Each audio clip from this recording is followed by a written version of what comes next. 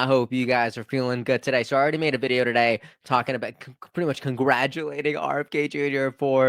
for being confirmed as HHS secretary. The final vote was 52-48. Let's go, somebody. This is incredible. So if you guys want to go ahead and see that video, it was really sweet. We did an awesome cheers and went through some perspectives that we've seen online, kind of people's first impressions, and it was really good. So if you haven't seen that, go ahead and check that video out. But I want to go ahead and share this moment that happened not too long ago, and it's RFK Jr. getting sworn in, and it's also RFK Jr. giving his first remarks as HHS secretary. And it's just an incredible moment with his family next to him, with President Trump next to him, and it's just RFK Jr. really uniting people, and I just love it so much. So let's go ahead and dive into these things. Also, guys, welcome back to the show. I hope it finds you well. Please consider liking and subscribing to this channel if you like being part of these conversations and you don't want to miss it. Also, hit that notification bell. All right, guys, check this out. I saw this from Dan Scavino. All right, check this out. I, Robert F. Kennedy Jr. I, Robert F. Kennedy Jr. Do solemnly swear that I will support and defend the Constitution of the United States against all enemies, foreign and domestic, that I will bear true faith and allegiance to the same, that I take this obligation freely, without any mental reservation or purpose of evasion, and that I will well and faithfully discharge the duties of the office on which I am about to enter. So help me God. Congratulations, Mr. Secretary.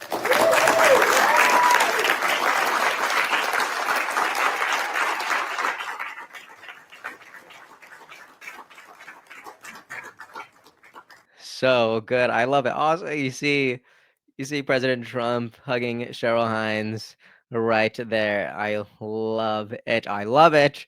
Right? Someone in a video yesterday, they were like, "You got to make I love it shirts." Not a bad idea, because I do love a lot of things and I love sharing it. So I think that's pretty good. Okay, so check this out. This probably would have been better shown in my last video, but nonetheless, I'm going to share it today right now, because Elon Musk, just to his 200 million followers on X, saying congratulations, RFK Jr.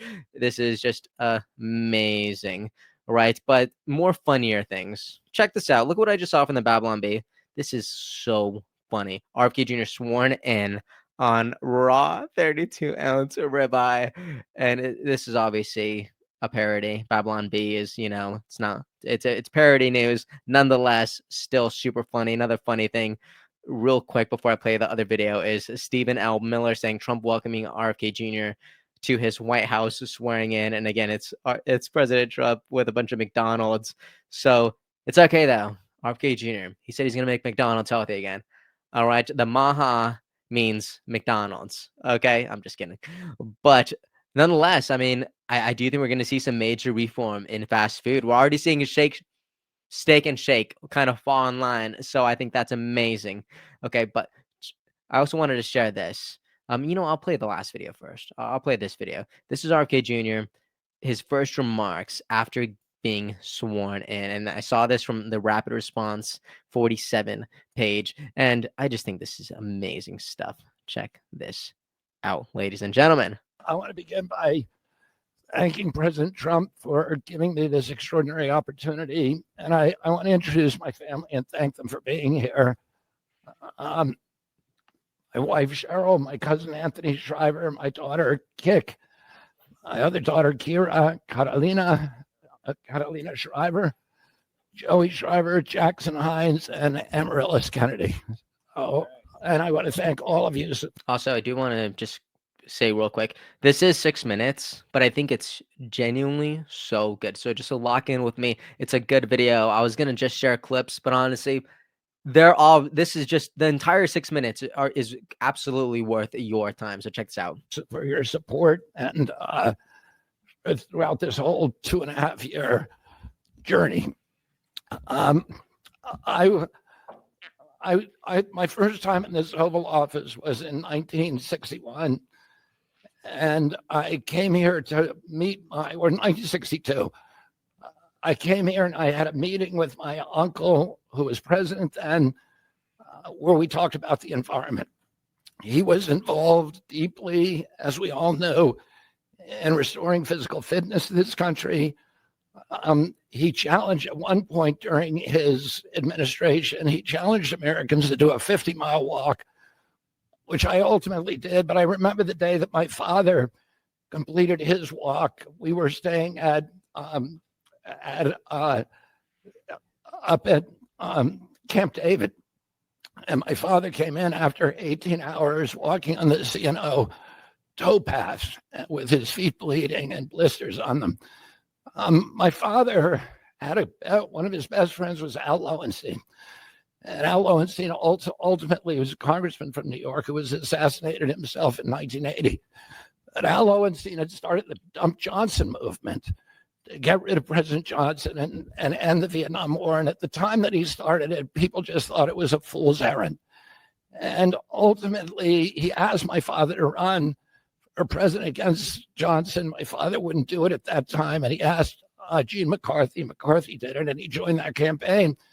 And my father ultimately ran, and Johnson then dropped out. So Al Lowenstein succeeded. And although Al Lowenstein was on the other side now, running against my father with Gene McCarthy, my father wrote him a note, a quote from Emerson, where he said, if a single man plant himself firmly on his own ideal and there abide, the whole wide world will come round to him. For 20 years, I've gotten up every morning on my knees and prayed that God would put me in a position where I can end the childhood chronic disease epidemic in this country. On August 23rd of last year, God sent me President Trump. And he gave me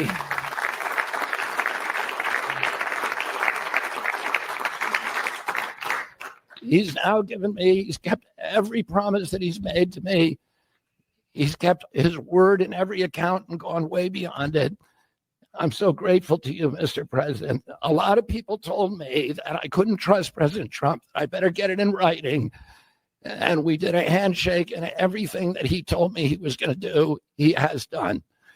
And I'm so grateful to him. And I've told you before, I genuinely believe that you are a pivotal historical figure, and you are going to transform this country at a time when we see all of the indicia of democracy now in tatters in our country.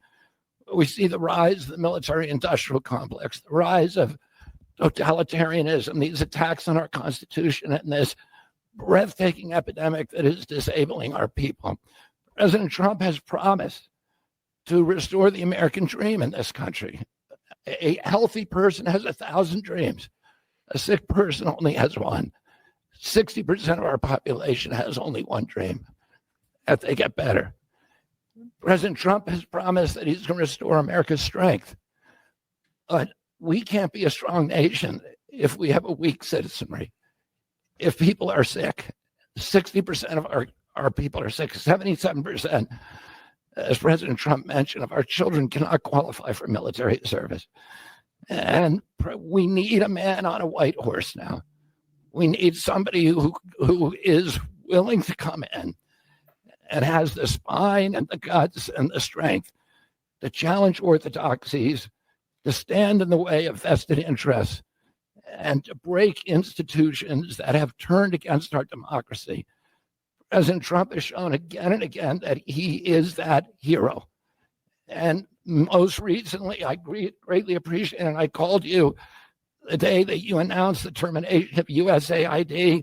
My uncle started USAID in 1961 for humanitarian purposes, to put our country on the side of the poor.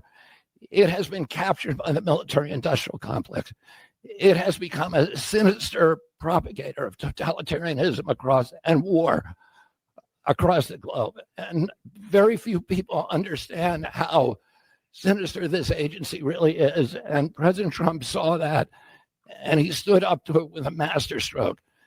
And we want to do the same thing with the institutions that are stealing the health of our children.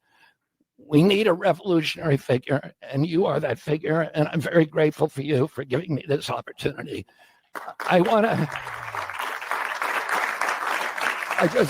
to recognize some of the allies that I've had in this battle for a long time: Senator Rand Paul, Senator Ron Johnson, Senator Roger Marshall, Marjorie Taylor Greene, and Buddy Carter, who've all been champions of the MAHA agenda before I even came along. I'm very grateful for you for standing strong. Thank you very much, President Trump.